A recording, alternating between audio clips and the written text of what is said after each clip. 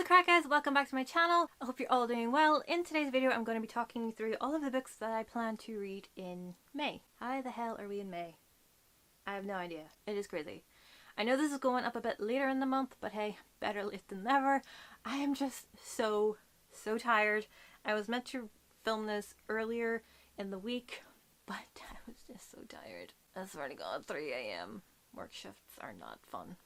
Especially when I'm also doing Mermaid over on my Instagram account. It's like 31 prompts for drawing mermaids. I'm not doing all of them, but I'm doing like one kind of like every other day, and then on top of like just like other personal art projects that I just want to do, and reading. It's just like, when do I have time to sleep? Apparently I don't, because I am kind of functioning on like 2.5 hours sleep and a crap load of coffee. Let's just talk about some books. The first one I'm going to talk about is probably one that you can probably tell from the thumbnail, and it's actually one that I'm currently listening to on audiobook, and that is The House of Earth and Blood, which is the first book in the Crescent City series by Sarah J. Maas. I was almost about to say Cassandra Clare. It's not Cassandra Clare, it's Sarah J. Maas. A part of me did not want to read this so soon after buying it. A part of me didn't even want to buy it when I bought it, but it was £5 off in Waterstones, so I have zero self-control. I kind of want to knock it off the TBR list quite quickly, and I got the audiobook for it. I am currently listening to it. I'm not 100% impressed by the audiobook narrator. She's fine, she does a decent job. I'm really enjoying it so far. I'm only on like chapter 8 at the moment. I also feel that it's a book that I could probably get away with reading physically as well. Sometimes I like to get the audiobooks for books that intimidate me. I did that with The Final Empire, which is the first book in the Mistborn trilogy by Brandon Sanderson. It just intimidated me. I felt like I probably just would not grasp the elemental magic system in the Mistborn trilogy, so I want the audiobook right, and I'm like, you know what? I probably could have read the book. Same with The House of Earth and Blood. I probably could read it at some point, you know, if I didn't fancy listening to the audiobook and I just felt like reading something physically. I could probably pick this up. But if you don't know what The House of Earth and Blood is about, where the heck have you been? Because like everybody's been talking about this. So this follows the character of Bryce on Crescent City. I thought this was more of an urban fantasy. It's actually more of a science fiction because it's set in a different world. It follows Bryce, and her closest friends are murdered by a demon. 2 years later, it seems that that demon is behind bars, but these murders start happening again. And so she's assigned to help a fallen angel who's a detective hunt Athalar to make sure the murders stop and that whoever is the perpetrator is put behind bars. From what I've listened to already, I'm really enjoying it. I love the characters. I love that this is very gritty, it's very dark, it's very much sex, drugs, rock and roll. It's a good time so far, and as I said, I've only got like 8 chapters in, and I'm very much looking forward to finishing it off this month. In my April wrap up, I asked your guys' opinion on whether or not I should read these next books. One book is missing, so just imagine that I'm holding up 3 instead of 2 of them, and that is to continue on with the Mortal Instruments series by Cassandra Clare. I enjoyed the first 3 books. Now, they were fine. I didn't like the pseudo-incest storyline in it. I find it quite ugh. I just hated the 2 characters that were involved in it, so I'm just like, why do I want to inflict these 2 characters on myself even more? But I like the other characters in the series, so I might want to continue on with it. However, then I found out that the original 3 books were the original trilogy, and then Cassandra Clare added on 3 more books later down the line. A lot of people say that just read the first 3 books, you'll be grand. You don't really need to read the other 3 in order to understand anything else that happens in this world, especially if you're going to read The Infernal Devices or Chain of Gold, the Last Hours trilogy. Should I read these next books in the series? It didn't take me too long to read the original trilogy, so it might not take me that long to read these. I don't know what to do, so let me know in the comments down below whether or not I should continue on with the rest of the series. If not, then yay. The next book that I want to get to in May is one that I'm currently reading, and I'm about halfway through, and it is a reread for me because the next book in the trilogy is coming out. When I'm filming this, it is already out, but my order has not arrived. I actually had to cancel my Amazon order and go through Waterstones. Hopefully it gets here sooner. And that is Aurora Rising by Amy Kaufman and Jay Kristoff. I read this last year? I can't remember. But I loved it. And I am loving it even more in this reread. I read like 200 pages in one day. That is unheard of for me. I average about 100 on a good reading day. But to get 200 in one day, that is incredible. I love this book so much. I love these characters. I love the writing style of Amy Kaufman and Jay Kristoff. They make a great pairing for me. This is the first book that I've read by them and can't really make a judgment on the Illuminate files. This reread has been an absolute treat for me because I just love everything about it. There are parts of it that I remembered from whenever I read it the first time, and there was this phrase that Magellan said, "Would you like to know more?" And in my head all I heard was Starship Troopers, and when I first read this I mentioned that in my wrap up for the month that I read this. I heard Starship Troopers. Also, one of the ships that's involved in this book is called Bellerophon, and in Star Trek Deep Space Nine there is a ship called the Bellerophon, and it is an Intrepid class starship, and Voyager from Star Trek Voyager is an Intrepid class starship, so basically Voyager is in this book. There are just these subtle little nods to science fiction. I love it. I am living for it. I don't know whether or not Jay Kristoff and Amy Kaufman are putting them in there on purpose or for someone like me to pick up on, or whether it's just a coincidence.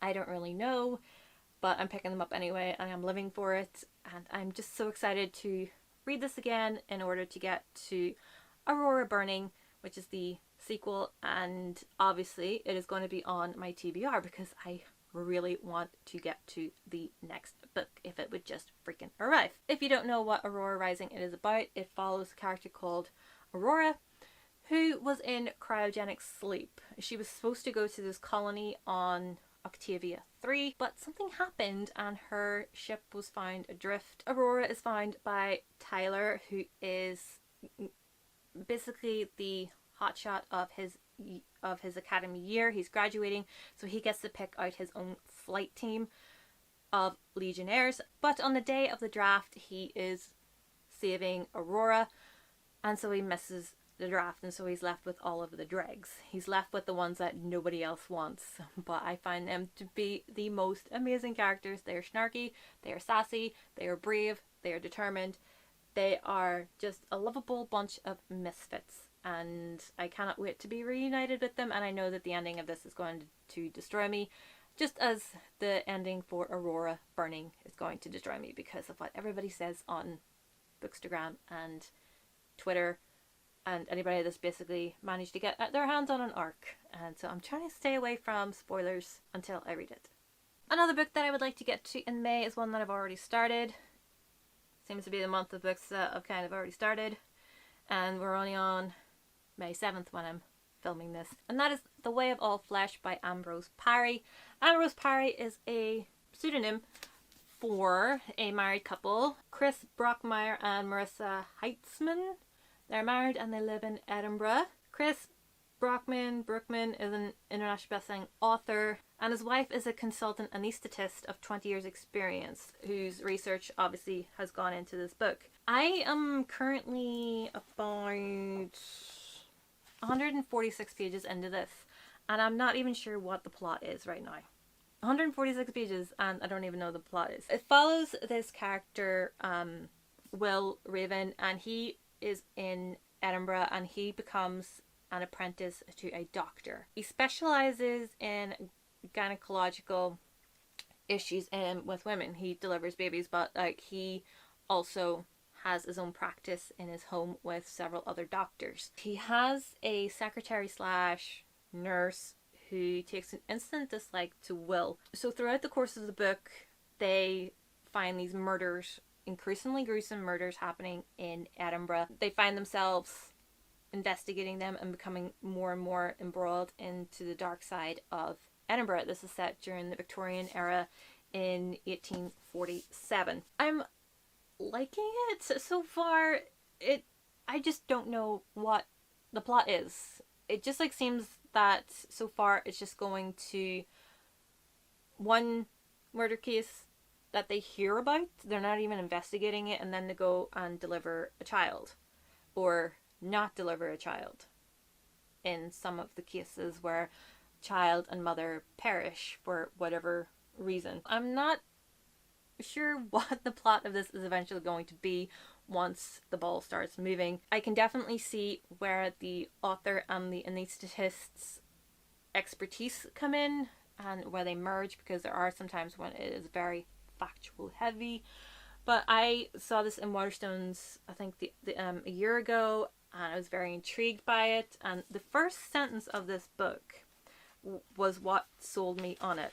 No decent story ought to begin with a dead prostitute, and for that apologies, for it is not something upon which respectable persons should desire to dwell.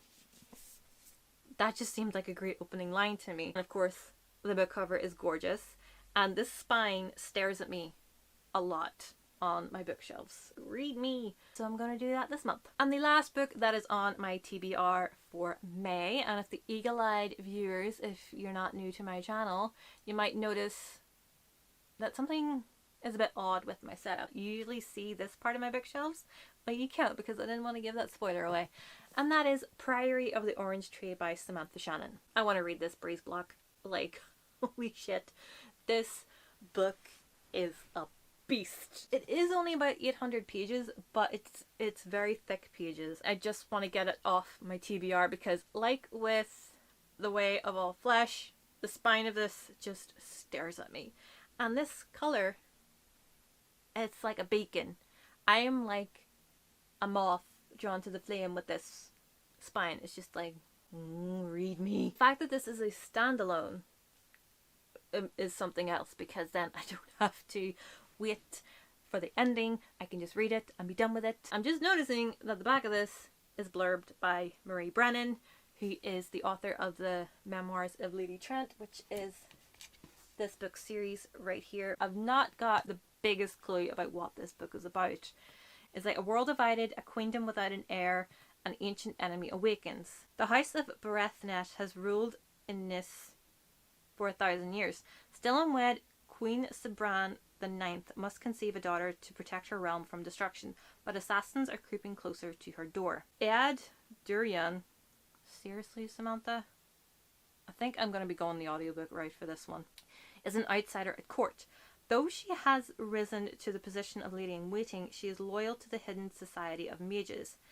Yad keeps a watchful eye on Sabran, secretly protecting her with forbidden magic. Across the Dark Sea, Tane has trained to be a dragon rider since she was a child, but is forced to make a choice that could see her life unravel. Meanwhile, the divided East and West refuse to parley, and forces of chaos are rising from their sleep. I am intrigued. I am very intrigued. I love, like, queens, especially if they are badass bitches queens. I love those types of queens, and dragons and dragon riders. And just look at this book cover. A dragon on a turret in, like, a citadel. Hell yes, it reminds me of Merlin, actually. The BBC series, The Adventures of Merlin. Very much intrigued by this. As I said, I think I might go down the audiobook route just to get the pronunciations, unless there's a pronunciation guide in this. I have no idea. I haven't looked at it just yet. But that is the last book on my May TBR. I know a few of these are chunky books, but I'm up for the challenge. And hey, I have more time, especially if you guys tell me that I don't need to read the last 3 books in the Mortal Instruments. Let me know in the comments. Thank you guys so much for watching. Let me know what books are on your TBR for May. And subscribe if you haven't already. That was weird. It seems like a weirder tone saying it like that. That's not my outro. Subscribe if you haven't already. Ow. 3rd time's the charm. Subscribe if you haven't already, and I will see you guys in my next video. Bye!